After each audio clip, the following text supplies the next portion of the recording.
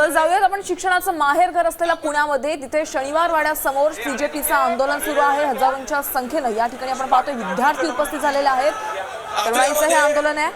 तृतीयपंथी समाजातर्फे ऐश्वर्या पांडवजी आपल्यामध्ये उपस्थित आहेत, त्या सुद्धा आपले मनोगत व्यक्त करतील. धन्यवाद. तुम्ही सर्वांनी मला या प्रवाहात समावून घेतलं त्यासाठी प्रथमतः सर्वांचे मनापासून धन्यवाद. साथी हात बडारे साथी रे, साथी हात बडारे साथी रे. जेव्हा ही हा आपला पंजा आणि जेव्हा त्याची मुठ्ठी बनते तेव्हा त्याच्यात आपल्याला एकीचं बळ दिसतं.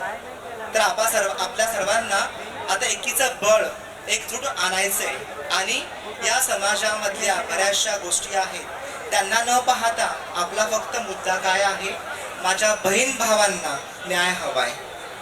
तुम्ही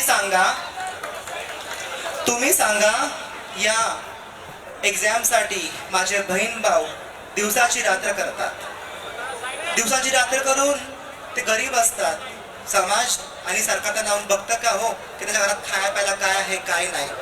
लोक कर्ज काढून लोक पोरांना शिकवतात, त्यांच्या मुलींना शिकवतात, मुलांना शिकवतात आणि हे जहागीरदार XYZ जे असतील ते फक्त मी कोणाच्या मनाच्या भावना दुखवायचं नाहीये, पण ह्या ज्या आपण गोष्टी बघतोय गेल्या 25 दिवसापासून थोडासा मला वेळ लागला यायला त्यासाठी समक्ष असो. पण मंगलमुखी काय आहे, रामराज्यातले किन्नर आहोत आम्ही.